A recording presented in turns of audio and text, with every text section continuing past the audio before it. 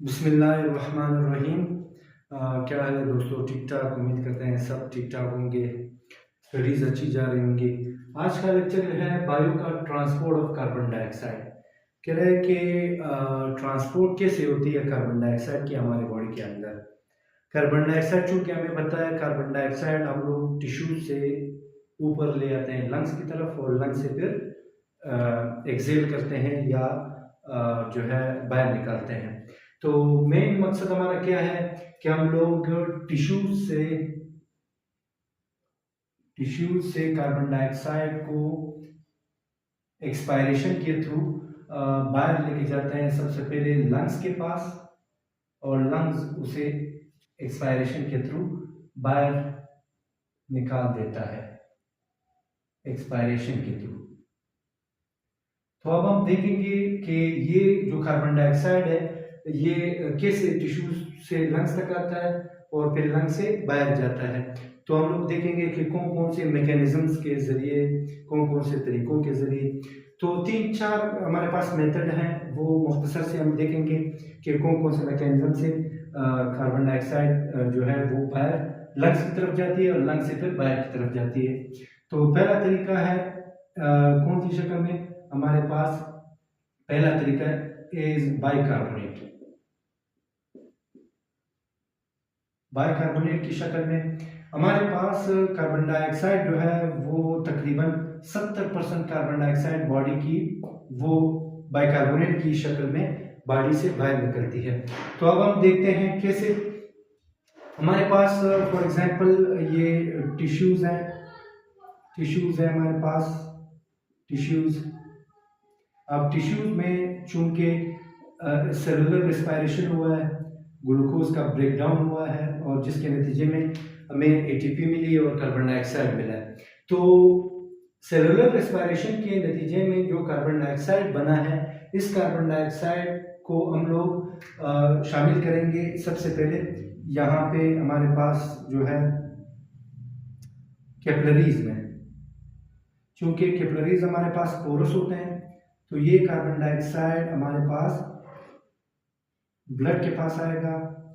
ये हमारे पास ब्लड कैपिलरी है, for example porous blood capillary. तो जब कार्बन डाइऑक्साइड यहाँ पे इंटर होगा, कार्बन डाइऑक्साइड ब्लड के अंदर कैपिलरीज के रास्ते इंटर होगा, तो यहाँ पे कैपिलरीज के अंदर ब्लड होता है, तो ब्लड के अंदर कार्बन डाइऑक्साइड यहाँ पे एक रिएक्शन करेगा पानी के साथ। पानी के साथ जब रिएक्ट करेगा, ये कार्बन डाइऑक्साइड कैपिलरी के ब्लड के अंदर पानी के साथ, कैपिलरी के अंदर चूंकि ब्लड है तो कार्बन डाइऑक्साइड टिश्यू से ब्लड कैपिलरी के अंदर आएगा। कैपिलरी के अंदर ब्लड मौजूद है, तो ब्लड के अंदर पानी के साथ ये जब रिएक्ट करेगा तो यहाँ पे एक एसिड बनेगा जिसको हम लोग बोलते हैं H2CO3। इसको बोलते हैं कार्बोनिक एसिड। ये हमारे पास एक एसिड बनेगा, कार्बोनिक एसिड। अच्छा, कार्बोनिक एसिड मजीद हमारे पास ये टूट कर क्या बनाता है? H+ आयन, और बाइकार्बोनेट हमारे पास बनता है HCO3-1। ये हमारे पास है बाइकार्बोनेट। इस शक्ल में, ये बाइकार्बोनेट जो शक्ल है दोस्तों, इस शक्ल में कार्बन डाइऑक्साइड हमारी बॉडी से 70% इस शक्ल में निकलता है। अब ये जो रिएक्शन हुआ, इस रिएक्शन में एक एंजाइम है हमारे पास, उसको बोलते हैं कार्बोनिक एनहाइड्रेज एंजाइम। कौन सा एंजाइम? हमारे पास यहाँ पे एक एंजाइम है carbonic anhydrase enzyme. Carbonic anhydrase enzyme ने क्या किया? कार्बन डाइऑक्साइड को पानी के साथ रिएक्शन करवा के कार्बोनिक एसिड में चेंज किया। कार्बोनिक एसिड आगे जाके हाइड्रोजन आयन में कन्वर्ट हो जाता है और हमारे पास बाइकार्बोनेट आयन में चेंज हो जाता है। अब यहाँ पे ये बाइकार्बोनेट की फॉर्म में 70% कार्बन डाइऑक्साइड यहाँ से चला जाता है लंग्स की तरफ। कहाँ चला जाता है? लंग्स की तरफ। अब लंग्स की तरफ जाने में इसकी कौन हेल्प करता है? Sodium ion, Na+। Sodium ion यहाँ पे हेल्प करता है ये बाइकार्बोनेट को लंग्स तक पहुंचाने में। अच्छा, लंग्स में फिर क्या होता है? लंग्स में यही हमारे पास हाइड्रोजन H+ आयन और बाइकार्बोनेट आयन जो है ये वापस मिलकर क्या बनाते हैं? ये वापस मिलकर चेंज हो जाते हैं हमारे पास कार्बन डाइऑक्साइड में प्लस वाटर में। हमारे पास यहाँ पे हमारे पास वापस लंग्स में ये रिएक्शन कहाँ पे होगा? लंग्स में। तो लंग्स में ये रिएक्शन होता है हमारे पास कि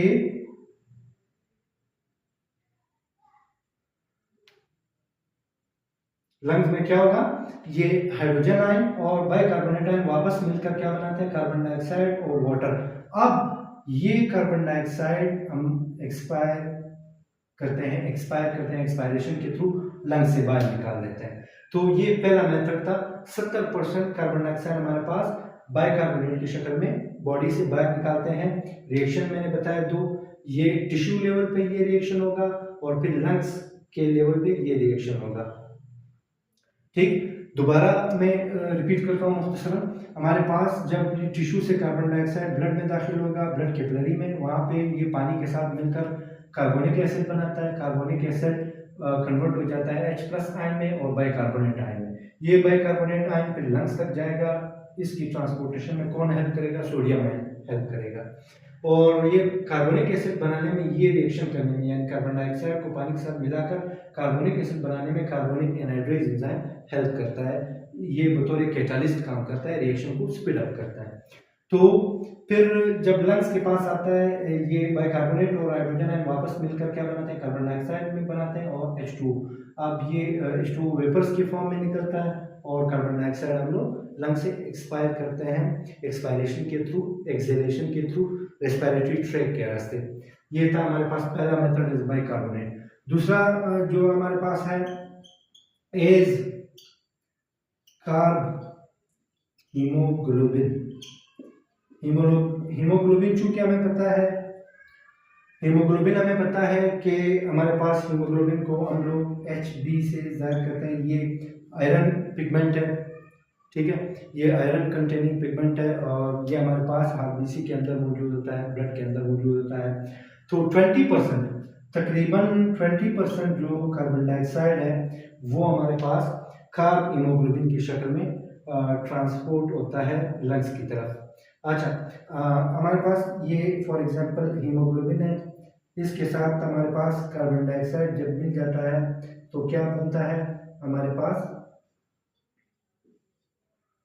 HbCO2 कार्ब हीमोग्लोबिन। 20% हीमोग्लोबिन यहाँ पे इस शक्ल में ट्रांसफर होता है। अच्छा, इसमें अब हमारे पास इसकी ट्रांसपोर्ट में कौन हेल्प करता है? ये जो हीमोग्लोबिन में कार्बन डाइऑक्साइड अटैच होता है हीमोग्लोबिन के साथ, ये हीमोग्लोबिन के प्रोटीन पार्ट से, प्रोटीन पार्ट, हीमोग्लोबिन में दो हिस्से हैं ना, एक हीम हिस्सा है आयरन और दूसरा ग्लोबिन हिस्सा है, ग्लोबिन प्रोटीन है। तो ये जो कार्बन डाइऑक्साइड है ये हीमोग्लोबिन के ग्लोबिन हिस्से से बाइंड होगा। ग्लोबिन चूंकि प्रोटीन हिस्सा है तो उस प्रोटीन में फिर कौन से पार्ट के साथ अटैच होगा? ये NH2 ग्रुप के साथ, अमाइन ग्रुप के साथ या अमाइनो ग्रुप के साथ, इस ग्रुप के साथ अटैच होता है और फिर ट्रांसपोर्ट होता है आगे तो लंग्स की तरफ और फिर लंग्स से एक्सपेल आउट होता है। ये था हमारे पास दो मेथड। अच्छा, उसके बाद तीसरा मेथड है हमारे पास, ये आप लोग वीडियो पॉज करके लिख भी सकते हैं। उसके बाद तीसरा मेथड में यहाँ पे बताऊंगा।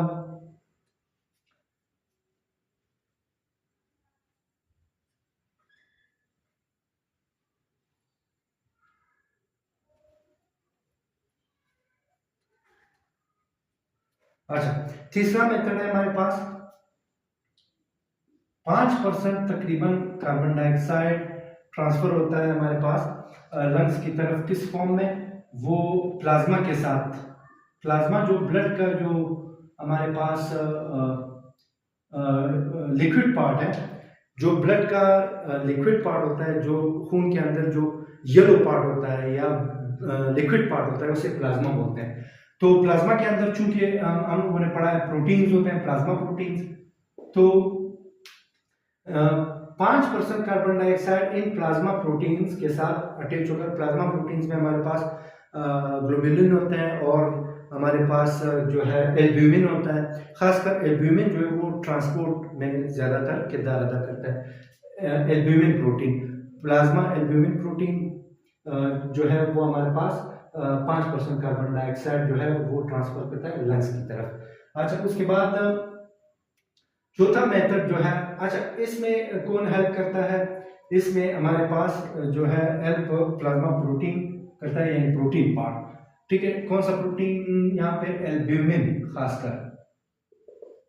अच्छा, और चौथा मेथड जो है लेस देन 5%, यानी 5% से भी कम कार्बन डाइऑक्साइड जो है वो किस फॉर्म में ट्रांसपोर्ट होता है? वो हमारे पास ट्रांसपोर्ट होता है आरबीसीज के अंदर पोटाशियम आयन